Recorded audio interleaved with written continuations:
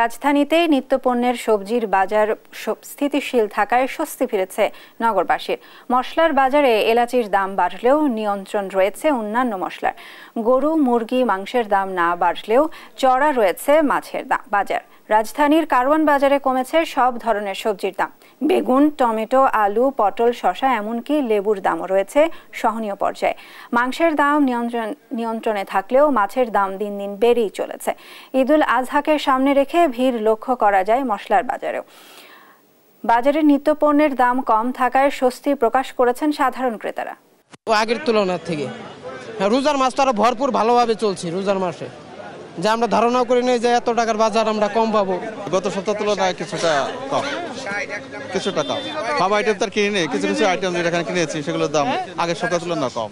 কাঁচা বাজার মোটামুটি এখন নিয়ন্ত্রণে আছে, মোটামুটি ভালোই কিনে আরাম পাইতেছে আর কি।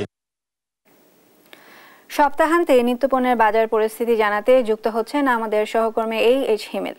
আমরা সরাসরি যুক্ত হচ্ছি তার কাছে। হিমেল, বাজারে কি পরিস্থিতি দেখছেন এবং কোন কোন পণ্যের দাম বেড়েছে বিস্তারিত নিয়ে আমাদের জানান।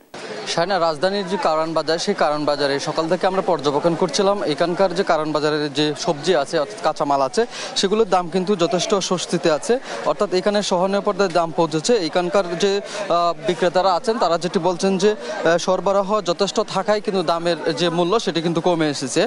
অন্যদিকে আমরা ক্রেতাদের সাথে কথা বলেছি, তারা যেটি বলছেন পূর্বের তুলনায় দাম যথেষ্ট কমেছে এবং এই দামে তারা যথেষ্ট স্বস্তি প্রকাশ করছে। তেমনটাই কিন্তু এখানকার কারওয়ান বাজারের যে ক্রেতারা আছেন তারা কিন্তু সেটা বলছেন।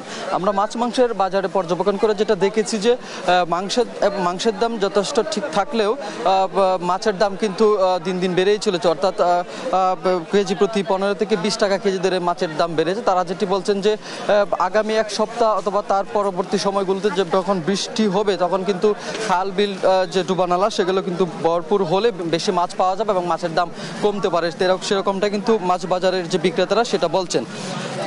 আমরা মশলার বাজারে কথা বলেছি। আসন্ন যে ঈদুল আজহা আছে সেটাকে কেন্দ্র করে মশলার যে দামের পরিস্থিতি, এইখানকার যে বিক্রেতারা আছেন তারা যেটি বলছেন যে আদা, রসুন, পেঁয়াজের দাম ঠিক থাকলেও মশলার বাজারে যে এলাচি ছাড়া অর্থাৎ ঈদুল আজহার উপর ভিত্তি করে যে মশলার দাম প্রতি বছরই বাড়ে কমে, সেই বিষয়টির জন্য আমরা দোকানির সাথে কথা বলেছি। এখানকার বিক্রেতারা বলছেন যে মশলার দাম এ পর্যন্ত নিয়ন্ত্রণে আছে, শুধুমাত্র এলাচির দাম বেড়েছে।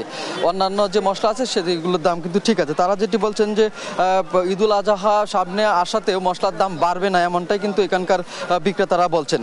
তারা যেটি বলছেন যে বাজারে যথেষ্ট পরিমাণ সরবরাহ রয়েছে। দেশের বাইরে থেকে যেহেতু মশলা আমদানি করা হয়, সে আমদানি যদি ব্যাঘাত না ঘটে তাহলে কিন্তু মশলার দাম স্বস্তিতেই থাকবে, এমনটাই কিন্তু এখানকার বিক্রেতারা বলেছেন। রাজধানীর যে কারওয়ান বাজার, সেই কারওয়ান বাজারের কাঁচামাল অর্থাৎ সবজির বাজার নিয়ন্ত্রণ থাকলেও মাছের বাজার কিন্তু কিছুটা বাড়তি, সেটাই কিন্তু আমরা লক্ষ্য করতে পেরেছি। আসন্ন ঈদুল আজহাকে কেন্দ্র করে মশলার যে বাজার, সেই মশলার বাজার কিন্তু যথেষ্ট নিয়ন্ত্রণ রয়েছে। শুধুমাত্র একটি মশলা অর্থাৎ এলাচির দাম বেড়েছে, সেরকমটা আমরা কিন্তু জানতে পেরেছি।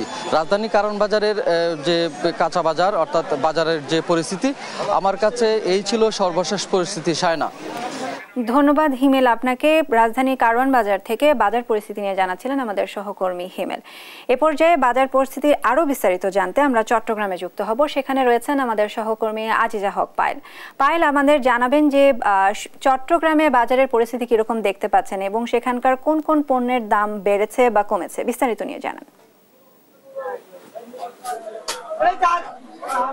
শায়না, যেমন বলেছিলেন আমি আছি চট্টগ্রামে একেবারে খুচরা পাইকারি বাজার, সেটি হচ্ছে পাহাড়তলী বাজার।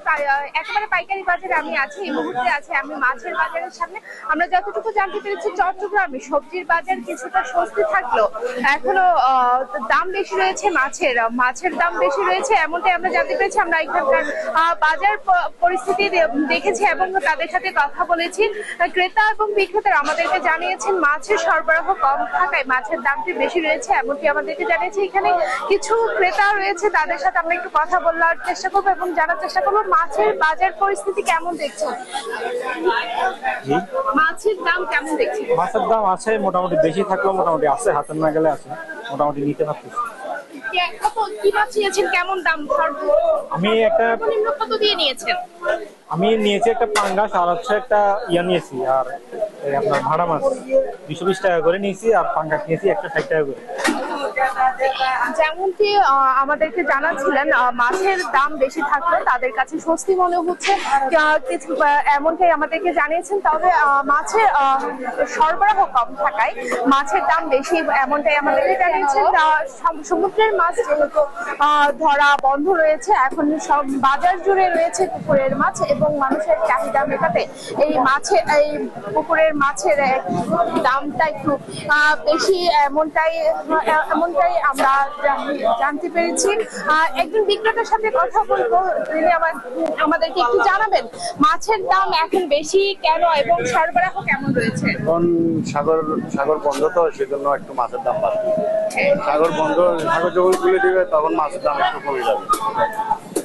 যেমনটি শুনছিলেন, মাছ সরবরাহ কম থাকায় এখন সাগরে মাছের ধরা একেবারেই নিষেধ রয়েছে। সেই মাছ ধরা নিষেধের কারণেই এখন মাছের সরবরাহ কিছুটা কম রয়েছে। এখন পুকুরের মাছে একমাত্র মানুষের মাছের যে চাহিদা রয়েছে সেই চাহিদা মেটাতে সক্ষম হচ্ছে, তাই এখন একটু মাছের দামটা বেশি রয়েছে। আর এবং পাশাপাশি আমরা যতটুকু জানতে পেরেছি, মাংসের দাম এখন অপরিবর্তনীয় রয়েছে। সেই সাথে মুরগির দাম একটু বেড়েছে। মুরগির দাম, ব্রয়লার মুরগি বিক্রি হচ্ছে 180 থেকে 190 টাকা, যতটুকু আমরা জানতে পেরেছি। সেই সাথে সোনালী মুরগির দাম 280 থেকে 300 টাকা দরে বিক্রি হচ্ছে। তবে এইখানে চট্টগ্রামের পাহাড়তলি বাজারে সবজির দামের যে অবস্থা, সবজির দাম কিছুটা নাগালের মধ্যে রয়েছে, এমনটাই আমরা জানতে পেরেছি। এখনো পর্যন্ত সবজির বাজারে স্বস্তি রয়েছে, এতটুকুই আমরা জানতে পেরেছি। এই ছিল পাহাড়তলি বাজার থেকে সর্বশেষ আপডেট।